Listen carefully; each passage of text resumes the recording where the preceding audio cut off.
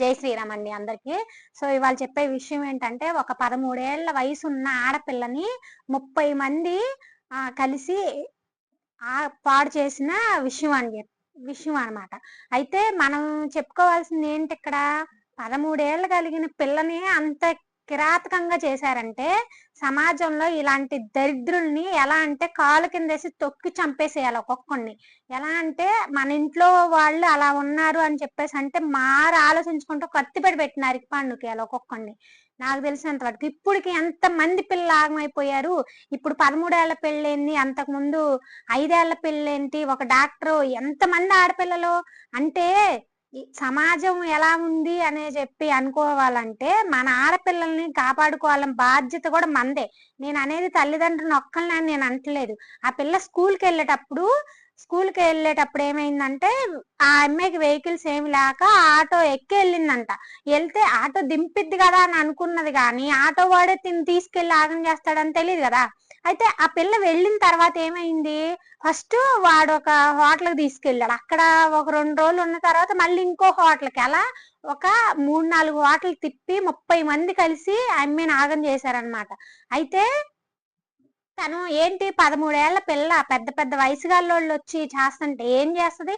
అందుకని చెప్పేసి ఇప్పుడు కాళికా మాత మంత్రాలని చెప్పేసి అని ఉంటాయి అనమాట. ప్రతి ఒక్కళ్ళకి కాళికా మాత దానికి సంబంధించిన అన్ని ఆడపిల్లలకి నేర్పితే రాక్షసుల్లాగా పడ్డోళ్ళని నరికి చంపేసేలాగా మన పిల్లల్ని మనమే తయారు చేసుకోవాలి.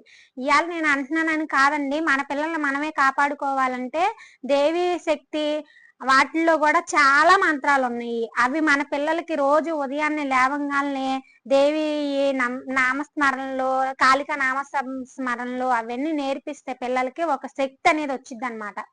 అయితే దీనికి ముందు నేను ఒక విషయం చెప్తా మీకు, ఒక చిన్న కథ ఏం కాదు, ఇది రియల్ గా జరిగింది. కాకపోతే రాజుల కాలంలో జరిగింది అనమాట. ఇది విన్న తర్వాత వాళ్ళకి ఏ శిక్ష వేయాలో మీ అందరికి కూడా అర్థమైపోయింది. అంటే ఒక రాజు గురువు దగ్గరికి వెళ్ళి, నేను కాశీ వెళ్ళి ఉండాలనుకుంటున్నాను, నాకు మోక్షం దారి కావాలి, నేను కాశీలోనే చనిపోతాను అని చెప్పేసి ఆ గురువు గారి దగ్గరికి వెళ్ళి అడిగాడు. అడిగితే గురువు ఉండి అన్నారు, ఇప్పుడు వద్దు, ఇప్పుడు నువ్వు వెళ్ళే టైం కాదు, నేను చెప్తున్నా కదా, వెళ్ళేది ఉంటే నేను చెప్తానని చెప్పేసి ఈ రాజుకు చెప్పాడు.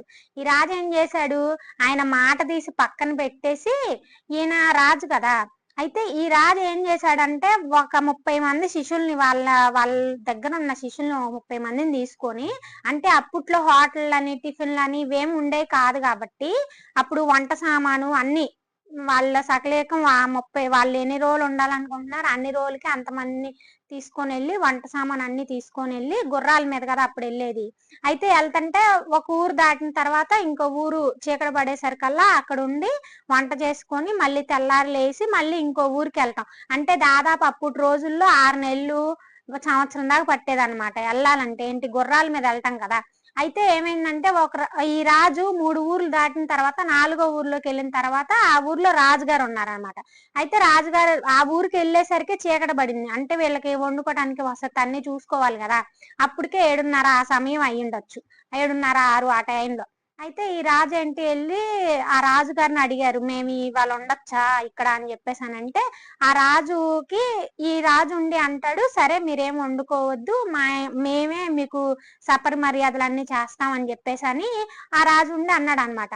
అంటే సరే అని చెప్పేసి ఈ రాజు ఒప్పుకొని ఇంకా వాళ్ళ భటులందరికీ కూడా వడ్డిచ్చి ఈ రాజే పెడతాడనమాట. పెడితే ఆ రోజుకి అయిపోయిన తర్వాత ఏమైద్ది, వీళ్ళు భోంచేసి ఎక్కడోళ్ళు అక్కడ పడుకున్న తర్వాత ఆ రాజుకి నిద్ర పట్టగా కోట చుట్టూ తిరుగుతుంటే ఈలోపు రాణి గారి గదిలోకి ఒక దొంగ వెళ్ళి బంగారం అంతా తీసుకుని వచ్చేస్తాడు. అంటే దొంగతనం జరిగింది ఆ కోటలో. అయితే జరిగితే ఏమైంది, ఇప్పుడు ఈ రాజు ఏంటి కోట అంతా తిరుగుతున్నాడు కదా, ఈ బట్టలేంది ఆ దొంగని ఎత్తుక్కుంటా వెళ్తుంటే ఈ రాజు కనపడ్డాడు వాళ్ళకి. ఒకవేళ దొంగతనం చేసింది ఏనేనేమోనని చెప్పేసి రాజుగారితో చెప్పి ఈయన దొంగతనం చేశాడని చెప్పి ఈయన చెప్తున్న వాళ్ళ ఇంట్లో, నాకు దొంగతనం చేయాల్సినంత అవసరం లేదు, నేను ఒక రాజుని అని అన్నగాని వినకుండా మాకు నువ్వే కనపడ్డావు, నువ్వే దొంగతనం చేసావు అని చెప్పేసి అని ఆ రాజు మీద నిందేసి ఆ రాజుని ఎవ్వరూ కనపడని ఒక ఒక కొండ మీదకి తీసుకెళ్లి నిర్మానుష్యమైన చోట్లోకి తీసుకెళ్లి కాళ్ళు చేతులు మొత్తం ఈ భుజాల కాడికి తొళ్ళ కాడికి నరికేసి వదిలిపెట్టేసి వచ్చేసారనమాట. అంటే ఆ రోజుల్లో దొంగతనం చేస్తేనే అంటే చేశాడని నిర్ధారణ కాకముందే అలా నరికి చంపినప్పుడు అంటే చంపేలా అదొక అదొక యాతన అన్నమాట అలా చేసేయటం. అలాంటి శిక్షలు ఉన్నాయన్నమాట రాజులు ఉన్న కాలంలో. అంటే దొంగతనం చేశాడన్న అనుమానం వచ్చినందుకే కాళ్ళు చేతులు నరికేస్తే మరి ఇప్పుడు మనం కళ్ళు ఎదురుగా తిరిగే వాళ్ళని వదిలిపెట్టాలంటారా? మీరే చెప్పండి. ఇందులో ఏమన్నా న్యాయం అనిపిస్తే ఈ వీడియో మీకు ఇష్టమైనంత మందికి షేర్ చేసేయండి, లైక్ చేయండి, షేర్ చేయండి, సబ్స్క్రైబ్ చేసుకోండి. ఏదైనా ఆడపిల్లలకి ఇలాంటివి జరగకుండా ఉండాలంటే మన ఇంట్లో పిల్లల్ని మనమే జాగ్రత్త చేసుకోవాలి, అదొకటి. ఇంకా మీకు వీలుగా ఉందంటే మా ఉద్యోగాలు మా పనులు అని కాకుండా మన పిల్లల్ని మనం కాపాడుకోవాలని చెప్పేసి అని అంటే ఒక గంట ముందు లెగిసి మన పిల్లల్ని రెడీ చేసి మనమే తీసుకెళ్లి వదిలిపెట్టి వస్తే చాలా మంచిది. ఎందుకంటే ఇప్పుడు రోజులను బట్టి మన చుట్టుపక్కల ఉన్న వాళ్ళని కూడా నమ్మలేం. అందుకని చెప్పేసి ఆడపిల్లలు ఉన్న వాళ్ళు అయితే ఇంకా ముఖ్యంగా పక్కన వాళ్ళు కానీ ఎవరిని నమ్మొద్దు. ఇప్పుడు నమ్మే రోజులు కూడా కాదు, మన ఆడపిల్లల్ని వేరే వాళ్ళకి అప్పచెప్పే రోజులు అంతకంటే కాదు. కాబట్టి మీ పిల్లల మీద మీరే కేర్ తీసుకోండి. కాళికామాత మంత్రాలు మాత్రం ఖచ్చితంగా ఆడపిల్లలు ఉన్నోళ్ళు ఆ శ్లోకాలు మటుకు నేర్పించండి, మీరు నేర్చుకోండి, పిల్లలకు నేర్పండి. ఈ వీడియో మీకు ఏమైనా యూజ్ ఉంది, ఇంకొకరికి యూజ్ అయిద్ది అని చెప్పేసి అని అనుకుంటే షేర్ అనుకోవాలన్నమాట. అయితే ఒక్క దొంగతనం చేసినందుకే ఆ రాజుల కాలంలో అలా చేసినప్పుడు మరి ఇప్పుడు ఎంతమంది కలిసి ఆ పిల్లని అలా చేసినప్పుడు ఒక్కొక్కరిని మనం ఎలా చెయ్యాలి? నేనేమంటున్నానంటే కనీసం వాడికి ఎలా అంటే మా ఆడపిల్లని చూడాలన్నా కానీ ఇది మా ఇంట్లో ఆడపిల్ల అనేటట్టు మనం మన ఇంట్లో పిల్లల్ని కూడా పెంచాలి. అప్పుడే బయట సమాజంలోకి వెళ్ళిన తర్వాత ప్రతి ఆడపిల్ల నా తల్లి అని అనుకోవాలి. అలా పెంచితే ఇలాంటి దరిద్రులు రారనమాట.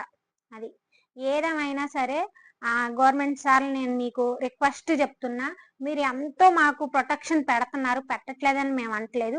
కానీ ఇలాంటి జరగకుండా ఆగేది కూడా ఎలానో మాకు తెలియట్లేదు. అక్కడికి మా పిల్లల్ని మేము ఎంత జాగ్రత్త చేసినా కానీ ఇలాంటి నరరూప రాక్షసులు ఉన్న కాడ సమాజంలో ఇప్పుడు ఆడపిల్లల్ని చదివియాలన్నా ఎక్కడికన్నా పంపించాలన్నా మాకు చాలా భయంగా ఉంది సార్. దీని గురించి మీరు ఏమైనా సరే గట్టి చర్యలు తీసుకోవాలని చెప్పేసి మనస్ఫూర్తిగా కోరుకుంటున్నా.